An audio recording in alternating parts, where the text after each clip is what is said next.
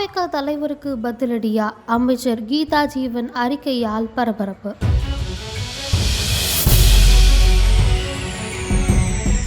தாவேக தலைவருக்கு பதிலடி தரும் வகையில் இந்தியாவிலேயே பெண்களுக்கு பாதுகாப்பு அளிக்கும் மாநிலங்களில் தமிழ்நாடு முன்னிலையில் இருக்கிறது என சமூக நல மற்றும் மகளிர் துறை அமைச்சர் கீதா ஜீவன் அறிக்கை வெளியிட்டுள்ளார். தமிழக வெற்றி கழகத்தின் தலைவர் நேற்று பெண்கள் மீதான வன்முறைகள் நாளுக்கு நாள் அதிகரித்து வருவதை தடுக்க நீதித்துறையின் துணையோடு ஆட்சியாளர்கள் இரும்பு கரம் கொண்டு நடவடிக்கைகளை மேற்கொள்ள வேண்டும் என சமூக வலைதளத்தில் பதிவு செய்திருந்தார். இந்த நிலையில் இதற்கு பதிலடி கொடுக்கும் விதமாக சமூக நல மற்றும் மகளிர் உரிமைத்துறை அமைச்சர் கீதா ஜீவன் வெளியிட்டுள்ள அறிக்கையில நிறைய விஷயங்களை பேசியிருக்காங்க.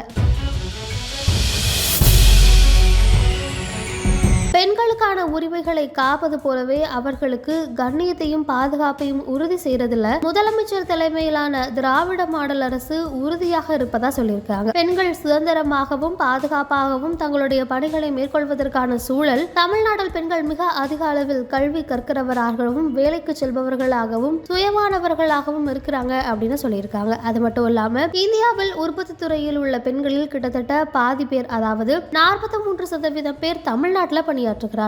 முத்தமிழ் அறிஞர் டாக்டர் கலைஞர் 1973ஆம் ஆண்டு பெண்களை முதலாக காவல்துறையில் இணைத்தார். தமிழ்நாடு முதலமைச்சராக மு.க. ஸ்டாலின் பொறுப்பேற்றவுடன் பெண்களின் பாதுகாப்பை உறுதி செய்வதற்காக அனைத்து உட்கோட்டங்களிலும் ஒரு அனைத்து மகளிர் காவல் நிலையம் என்ற வகையில புதிதாக காவல் நிலையங்களை திறந்து வச்சிருக்கார்.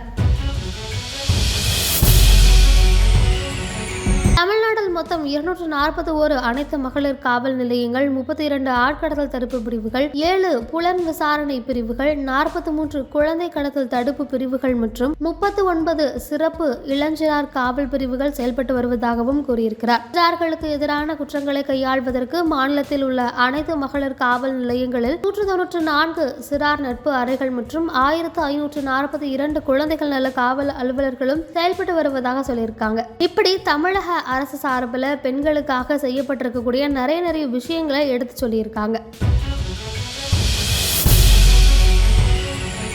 எந்தெந்த ஆண்டு என்னென்ன நலத்திட்ட உதவிகள் செய்யப்பட்டிருக்கு, பெண்களுக்கு எதிரான குற்றங்களுக்கான முன்னெச்சரிக்கை நடவடிக்கைகள், அதே போல அதற்கு அரசாங்கம் தரப்பில் கொடுக்கப்பட்டிருக்கக்கூடிய தொலைபேசி எண்கள் அப்படின்னு நிறைய விஷயங்களை சொல்லியிருக்காங்க. நேற்றைய தினம் தமிழக வெற்றி கழக தலைவர் விஜய் சுட்டிக்காட்டி இருந்ததை போல தமிழகத்தில் ஏற்கனவே இந்த விஷயங்கள்லாம் செய்யப்பட்டு இருக்கு அப்படின்னு அவருக்கு பதிலடி கொடுக்கக்கூடிய வகையில இன்னைக்கு இவ்வளவு தெளிவாக ஒரு விஷயத்தை பேசியிருக்காங்க.